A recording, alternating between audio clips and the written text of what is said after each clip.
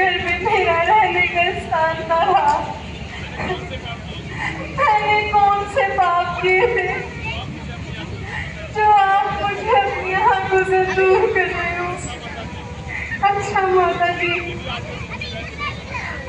अगर आज का दिन भी वही दिन है तो मेरा भी इस दिन को प्रणाम है। चुप रही चुप, तेरे रोमांची को मेरा कलेजा कटा जा रहा है।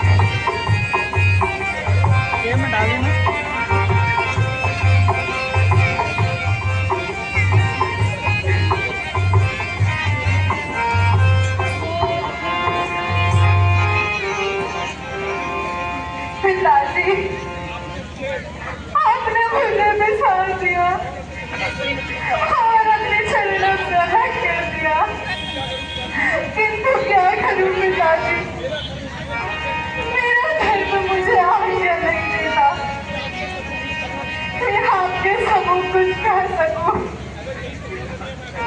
अगर यही संसार का नियम है, इसमें आपका भी क्या दोष है।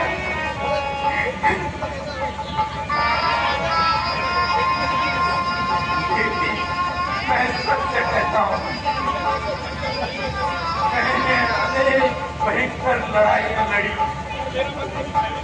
किंतु मेरा मन कभी भयभीत नहीं हुआ।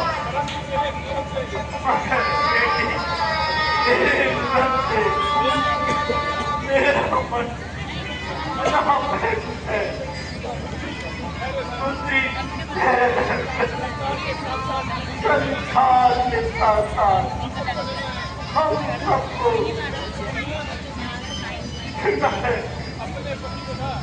अपने पति तथा सरस्वती की सेवा अपना धर्म समझना।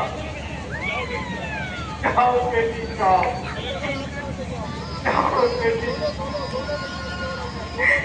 जाओ,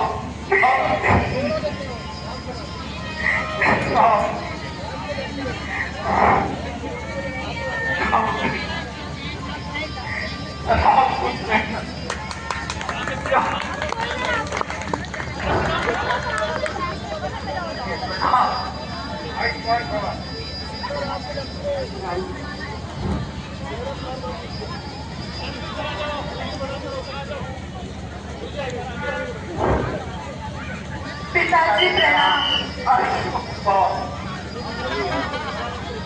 माताजी प्रणाम। माताजी प्रणाम।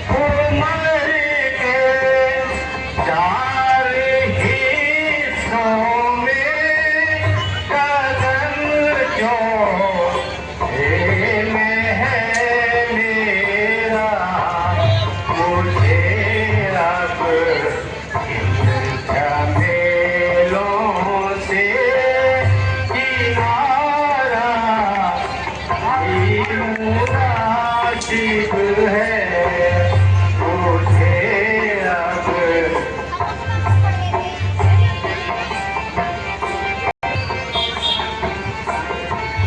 कुंवर चारों जवां है हर कुंवर चारों जवां है हर सरहला वफा तक है। अरे ये साई ताज राम के सिर पे ही मुनासिब है मुझे अब हाथ से करना किनारा ही मुनासिब है। वह चारों में पड़ा है इसलिए भी दिल है उसका ही जो हो हक हार हक उसका हमारा ही मुनासिब है मुझे अब हाथ से करना किनारा ही मुनासिब है। मत लाओ इसको, तो मत लाओ। उपस्थित सज्जनगण, मैं जिस अभिप्राय हेतु आज का दरबार निश्चित किया है वो आप सब भली भांति जानते हैं। यह चीज भी आपसे छुपी नहीं है कि मेरी अब चौथी अवस्था आ गई है। इस हेतु वेदों की आज्ञानुसार अब ये राजपाट मुझे अपने उत्तराधिकारी को दे देना चाहिए। मेरी अपनी खुशी से राम को अब इस राज्य का युवराज बना दिया जाए और यह सूर्यवंशी ताज उसी के माथे पर पहना दिया जाए। वह चारों भाइयों में बड़ा है तथा हर कार्य में हर तरह से योग्य है। कहिए आप सबकी क्या राय है? उत्तम विचार राजन, आपने सही समय पे सही निर्णय लिया है। बालक चारों जवान है और हर पल में सक्षम है और फिर पुत्र राम की तो बात ही अलग है। मेरा तो ये कहना है कि अभी मंत्री को भेजकर राम को दरबार में बुला दिया जाए और राज तिलक के विषय में बता दिया जाए। अवश्य गुरुदेव। मंत्री जी आप जाइए और रामचंद्र को दरबार में ले आइए। जो आज्ञा महाराज।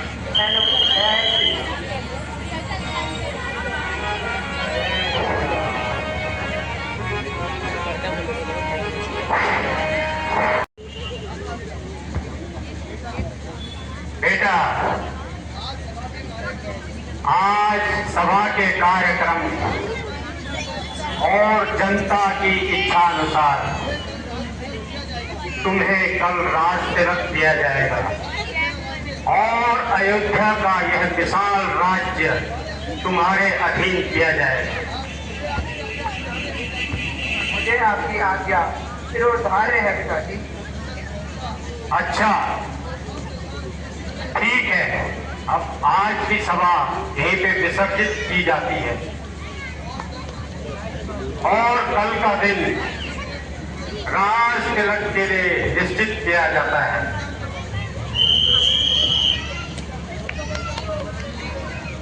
प्यारी अयोध्या नगरी तू धन्य है,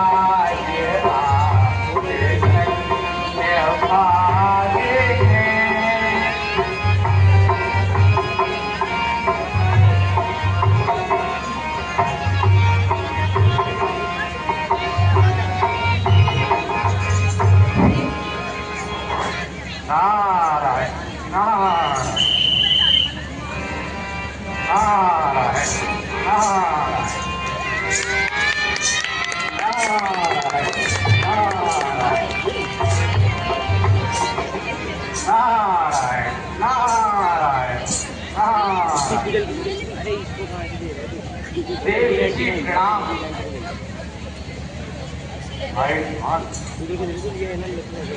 देव ऋषि हमारे अहो भाग्य हैं जो कि इस हर्ष के अवसर पर आकर के दर्शन दिए। नारायण नारायण नारायण। लक्ष्मण जी, आया तो हूँ, किंतु रुक क्यों गए देव ऋषि? बस ऐसे ही जरा मन भारी भारी सा हो रहा है। तो क्यों? लक्ष्मण जी, मैं अपने मुंह से नहीं कहना चाहता। जो होनी होती है उसका ज्ञान तो सभी को होता है। नारद जी, अब तो मैं अवश्य ही पूछने की हट करूंगा। तो सुनिए लक्ष्मण जी, आप जिस खुशी का अनुभव कर रहे हो वह तो क्षणिक मात्र है। वह कैसे? अब तो राज्य आज्ञा भी हो चुकी है। तो मुझे भी ज्ञात है लक्ष्मण जी, किंतु आपके महलों में तो दूसरे ही प्रकार की मंत्रणा चल रही है। मंत्रणा? वह कैसी मंत्रणा? आप स्पष्ट ही कहिए, लक्ष्मण को भ्रम में न डालिए। नारायण नारायण। तो अब मैं स्पष्ट ही कह देता हूँ कि कल रामचंद्र जी का राज्याभिषेक न होकर भरत जी का राज्याभिषेक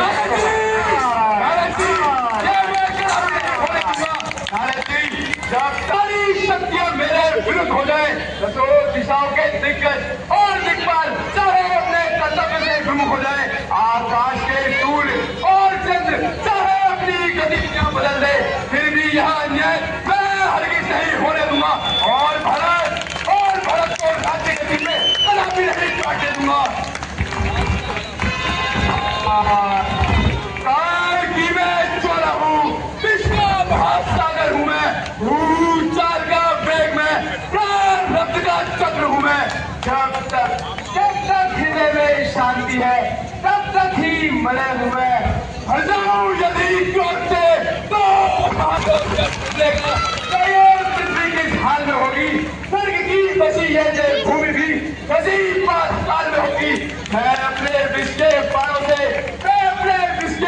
से तीनों लोगों को जला दूंगा और भरत को राज्य का स्वाद अवश्य चढ़ा दूंगा।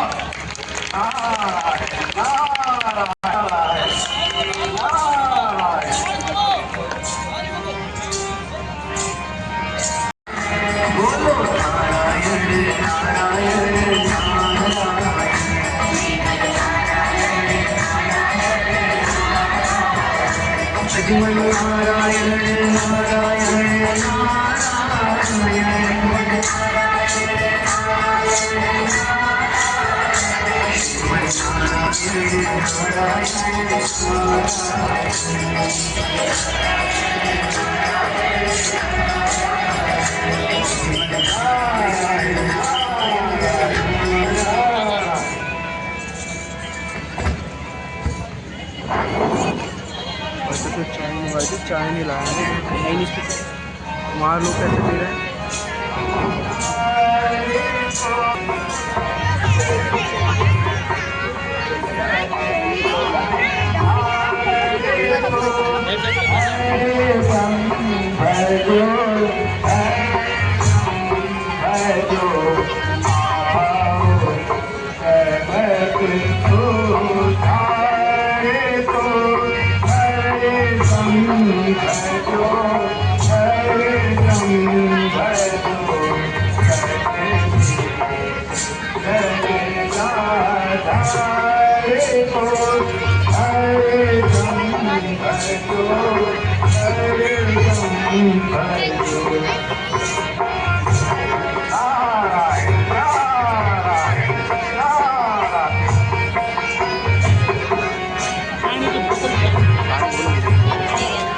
वे मेरे है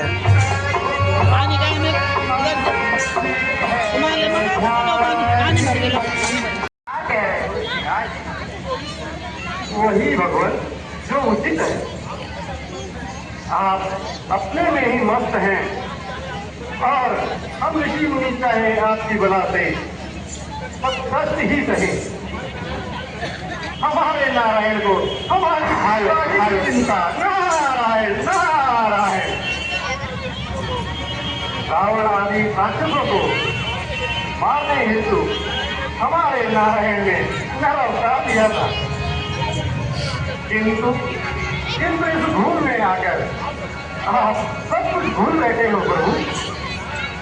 नारायण नारायण नारायण।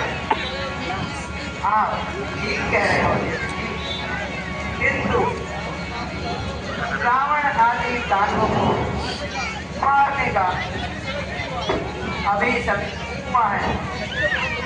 नारायण नारायण नारायण। कभी तो कहा प्रभु, अब तो आपको समय का भी ध्यान नहीं है प्रभु। तो क्या त्रेता युग का अपहरण गया? हाँ भगवान हाँ, अब तो आपका राज्याभिषेक भी होने वाला है। जब आप रात के आगे फंस जाओगे तब कुछ नहीं कर पाओगे। भगवान इस हेतु आप ऋषि मुनियों की रक्षा हेतु स्वयं माता सीता और लक्ष्मण जी को लेके वनों में निकल जाए। नारायण नारायण। समझा, किंतु अब तो राज्य घोषणा ही हो चुकी है। नारायण नारायण नारायण। और साथ ही रात्रि का समय भी है। हम किस प्रकार से इस कार्य में बाधा डालें? नारायण नारायण। मैंने सब प्रबंध कर दिया है प्रभु, सब प्रबंध। अच्छा, तो यहाँ पर भी चुप नहीं बैठे। नारायण नारायण। तो भी आप ही के आशीर्वाद से प्रभु। है, कुछ भी कहो। अच्छा भगवान, मुझे अब जाने की आज्ञा दीजिए। हाँ, अब तुम जा सकते हो। भगवान, माता जी तक मेरा प्रणाम अवश्य पहुंचा दीजिएगा। नारायण नारायण नारायण।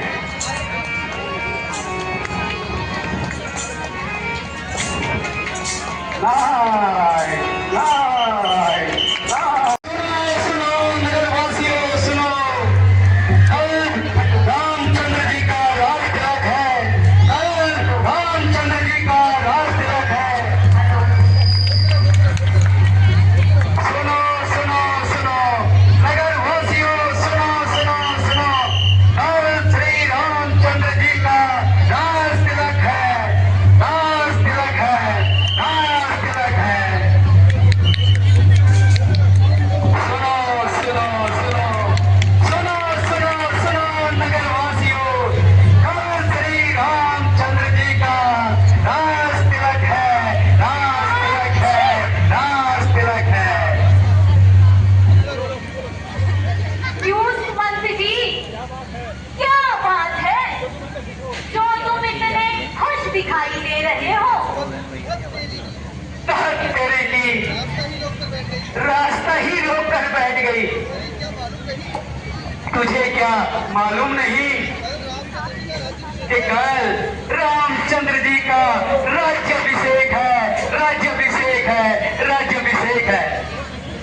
नहीं, मुझे नहीं मालूम। अब तो सुन लिया। अब मेरा रास्ता छोड़। मुझे अभी सारे नगर में यह खुशखबरी ऐलानी है। सुनो सुनो सुनो नगरवासियों, सुनो सुनो सुनो, कल रामचंद्र जी का राज तिलक है। राज तिलक है। ओहो, तो ये बात है। अभी जाती हूँ और रानी केकई जी को समझाकर भरत को ही राज दिलाती हूँ।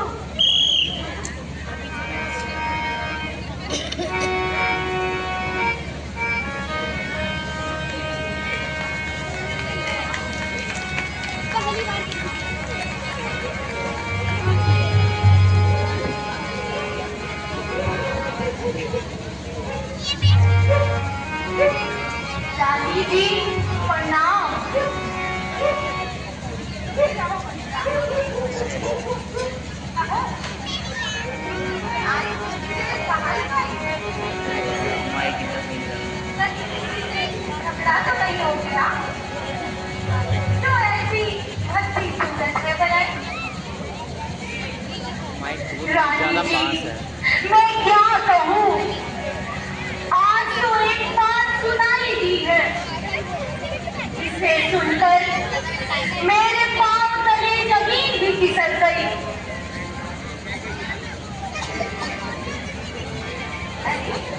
जरा मुझे भी तो बता, वो कौन सी बात है? क्या बताऊं मेरी रानी, आपकी और मेरी तो सहमति आ गई। अरे कब कौन तो सही, मेरे जल्दी बता, क्यों मुझे परेशान कर रही है? रानी जी, मैं क्या कहूँ, बड़े गजब की है बात। जब से मैंने थर कांपेगा,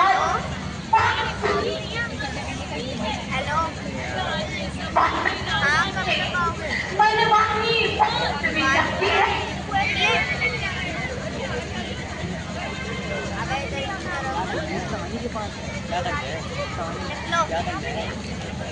करना क्या है?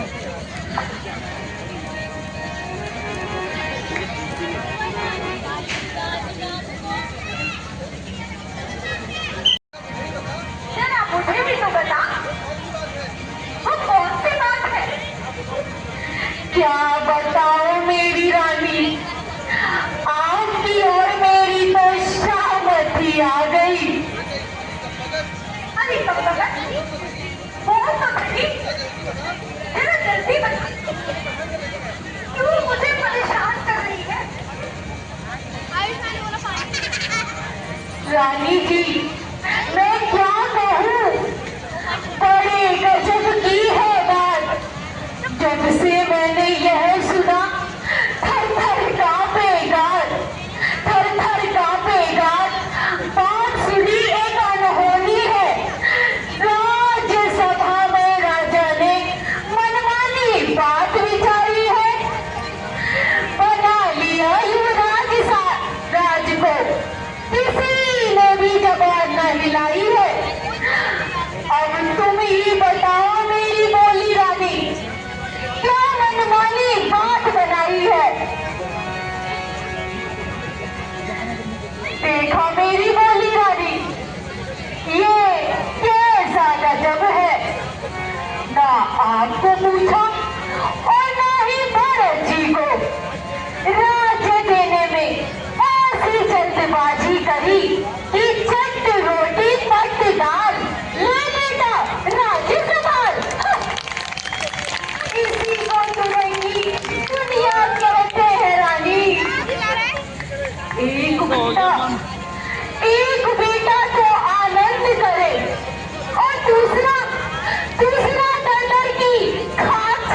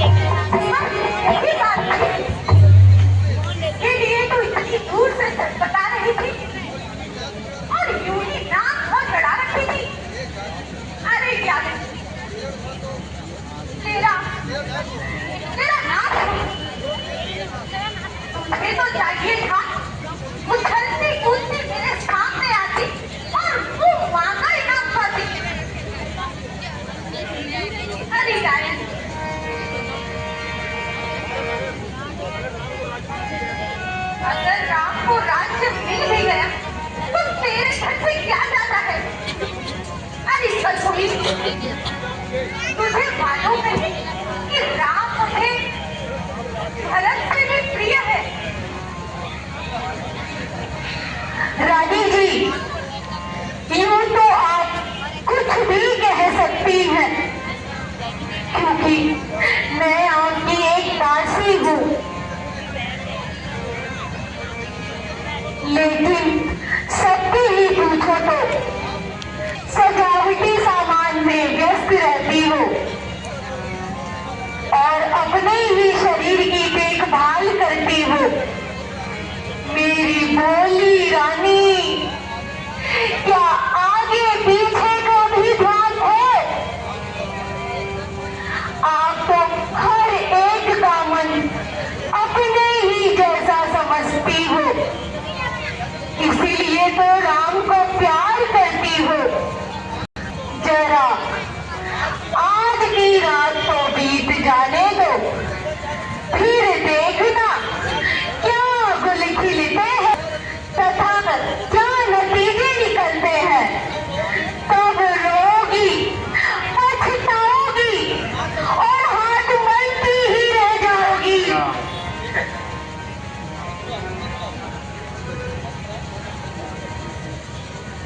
मंथरा कहती तो ठीक है, यदि राम को राज्य मिल गया तो मेरे भरत का क्या होगा? और फिर कहावत भी तो है ना, कौशल जाया किसको खाया। भला हो प्यारी मंथरा का, जिसने ठीक समय पर मुझे याद दिलाया। अब चाहे दुनिया इधर की इधर हो जाए, तब भी मैं अपने भरत को राज्य दिलाकर रहूंगी। मंथरा, ओ मंथरा, कहती तो तू ठीक है, किंतु मेरी समझ में नहीं आता कि महाराज को कैसे मनाऊं? नाराज, और वो भी मैं? ये कैसी बात कर रही हो रानी? जरा मेरे समीप आओ, मैं सारी तरकीब बताती हूँ। ले, आ गई, अब जल्दी से बता।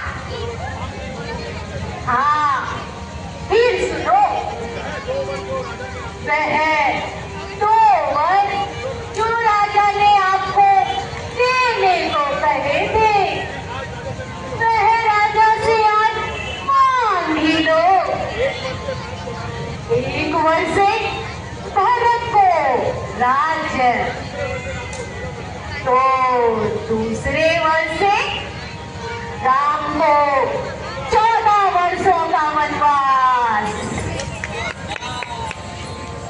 बात मंथरा ठीक समय पर याद दिलाई, वरना मैं तो भूल ही गई थी। अब तू देख मैं कैसे स्त्री तरह से दिखाती हूँ। मम्मी का फोन फुल हो गया, कहाँ पे है मम्मी? हथेली पर सरसों जमाती हूँ। उसको बोल दो कहाँ पे है, मम्मी के पास सामने जाओ, फोन फुल हो गया। फोन करो।